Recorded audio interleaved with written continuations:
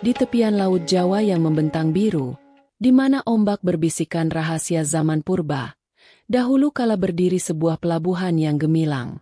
Sebelum mentari menorehkan nama, Pasuruan, di peta Nusantara, tempat ini dikenal sebagai Paravan, permata maritim di bawah naungan kerajaan Airlangga yang legendaris. Tanjung Tembikar, dermaganya yang ramai, menjadi saksi bisu lalu lalang kapal-kapal dari berbagai penjuru, membawa serta aroma rempah, kilauan sutra, dan cerita dari negeri-negeri jauh.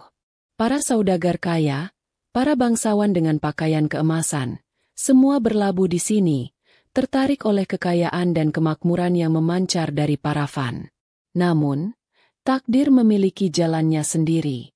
Sebuah legenda kuno, yang dituturkan dari bibir ke bibir di antara para nelayan dan pedagang, meramalkan kedatangan seorang raja agung dari timur, yang akan membawa perubahan dan memberikan nama baru bagi tanah ini, sebuah nama yang terinspirasi dari tumbuhan suci yang tumbuh subur di bumi Paravan. Berabad-abad berlalu, dan Paravan terus berkembang menjadi pusat perdagangan yang disegani. Namun, jauh di pedalaman Jawa, bangkitlah sebuah kerajaan yang kekuasaannya kelak akan meliputi seluruh Nusantara, Majapahit. Di bawah kepemimpinan Sri Raja Sanagara, yang dikenal pula sebagai Hayam Wuruk, Majapahit mencapai puncak kejayaannya. Sang Raja, seorang pemimpin yang bijaksana dan berwawasan luas, gemar melakukan perjalanan untuk melihat langsung kondisi wilayah kekuasaannya, menjalin hubungan dengan para penguasa lokal, dan memastikan kemakmuran rakyatnya. Suatu ketika, kabar tentang pelabuhan Paravan yang makmur sampai ke telinga Raja Hayam Wuruk. Tertarik dengan potensi dan keindahan wilayah pesisir ini, sang raja memutuskan untuk melakukan kunjungan. Perjalanan rombongan kerajaan begitu megah, diiringi oleh para prajurit berbaju zirah, para penasihat bijak, dan para dayang-dayang yang anggun.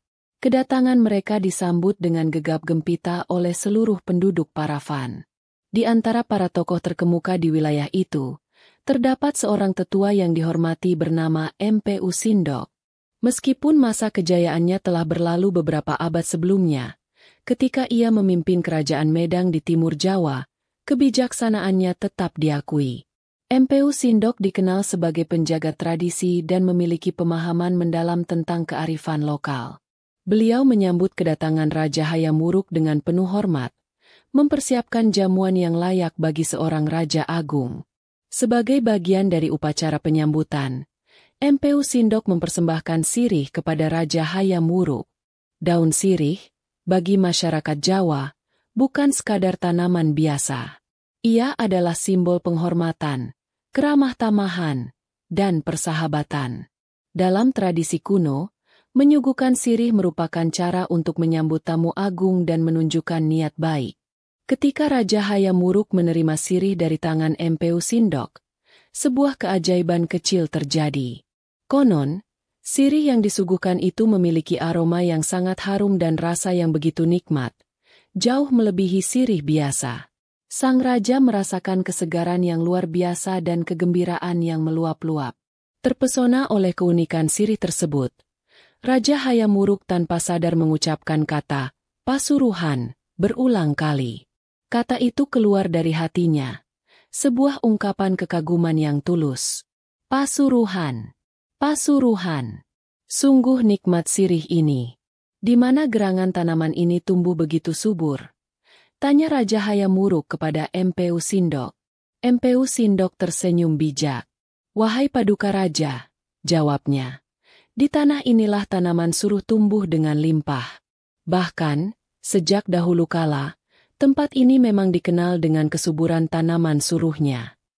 Terinspirasi oleh ucapan spontan sang raja dan kesuburan tanaman sirih di wilayah itu, Mpu Sindok kemudian mengusulkan agar tempat itu dinamakan Pasuruhan, yang berarti tempat tumbuhnya tanaman suruh, atau banyak suruh. Raja Hayam Wuruk sangat setuju dengan usulan tersebut. Beliau merasa bahwa nama itu sangat cocok dengan karakteristik wilayah tersebut, dan akan menjadi pengingat akan kunjungan yang berkesan ini. Maka, sejak saat itu, pelabuhan Paravan yang gemilang dikenal dengan nama baru, Pasuruhan. Seiring berjalannya waktu, Lidah masyarakat melafalkannya menjadi lebih sederhana, dan lahirlah nama Pasuruan yang kita kenal hingga kini. Legenda ini menceritakan bagaimana sebuah kunjungan kerajaan dan kenikmatan sehelai daun sirih dapat memberikan nama baru bagi sebuah kota yang bersejarah. Namun, legenda tidak berhenti di situ. Konon, tanaman sirih yang dinikmati oleh Raja Hayam Wuruk bukanlah sirih biasa. Ia ditanam dan dirawat dengan penuh cinta oleh para dewi hutan yang bersembunyi di balik rimbunnya pepohonan di sekitar Paravan. Para dewi ini sangat menyukai keramah tamahan penduduk setempat dan memberkati tanah mereka dengan tanaman sirih yang istimewa. Aroma dan rasa sirih itu diyakini mengandung berkah dan membawa keberuntungan bagi siapa saja yang mengunyahnya. Selain itu, ada pula yang mengatakan bahwa kata suruh dalam Pasuruhan tidak hanya merujuk pada tanaman sirih, tetapi juga memiliki makna yang lebih dalam. Dalam bahasa kuno, suruh juga berarti perintah atau utusan. Oleh karena itu, Pasuruhan juga dapat diartikan sebagai tempat di mana perintah kerajaan dilaksanakan, atau tempat tinggal para utusan kerajaan. Legenda ini mengisahkan bahwa Pasuruan pada masa lalu memiliki peran penting sebagai pusat pemerintahan atau tempat berkumpulnya para utusan dari berbagai wilayah di bawah kekuasaan Majapahit. Meskipun kisah tentang Raja Hayam Wuruk dan sirih menjadi legenda yang paling populer, cerita-cerita lain tentang asal-usul nama Pasuruan juga terus hidup di kalangan masyarakat. Ada yang percaya bahwa nama itu berasal dari seorang tokoh sakti yang bernama Ki Suruh, yang memiliki kekuatan magis dan melindungi wilayah tersebut dari segala mara bahaya. Ada pula cerita tentang suara gemuruh ombak yang menghantam pantai, yang oleh para nelayan kuno diibaratkan seperti bisikan kata, Pasuruan. Namun, di antara semua legenda yang beredar, kisah tentang Raja Hayam Wuruk dan daun sirih tetap menjadi yang paling kuat dan melekat di hati masyarakat Pasuruan. Legenda ini bukan hanya sekadar cerita tentang asal-usul sebuah nama, tetapi juga merupakan cerminan dari nilai-nilai budaya, tradisi, dan sejarah yang dijunjung tinggi oleh masyarakat setempat. Kisah ini mengingatkan akan pentingnya keramah tamahan, penghormatan kepada tamu, dan hubungan yang baik antara penguasa dan rakyat. Hingga kini, jejak-jejak legenda itu masih dapat dirasakan di Pasuruan. Aroma sirih yang khas masih sering tercium di pasar-pasar tradisional. Gambar daun sirih pernah menghiasi logo kota, menjadi simbol yang abadi dari kisah masa lalu. Dan setiap kali nama Pasuruan diucapkan, terbayanglah dalam benak kita kisah tentang seorang raja agung, seorang tetua bijaksana, dan sehelai daun sirih yang membawa berkah dan nama bagi sebuah kota yang bersejarah. Legenda tentang asal-usul Pasuruan adalah warisan yang tak ternilai harganya, sebuah benang emas yang menghubungkan masa lalu, masa kini, dan masa depan kota yang terletak di tepi laut Jawa ini. Demikianlah kisah ini diceritakan. Segala kebenaran detailnya kita kembalikan kepada Allah, Tuhan yang Maha Kuasa.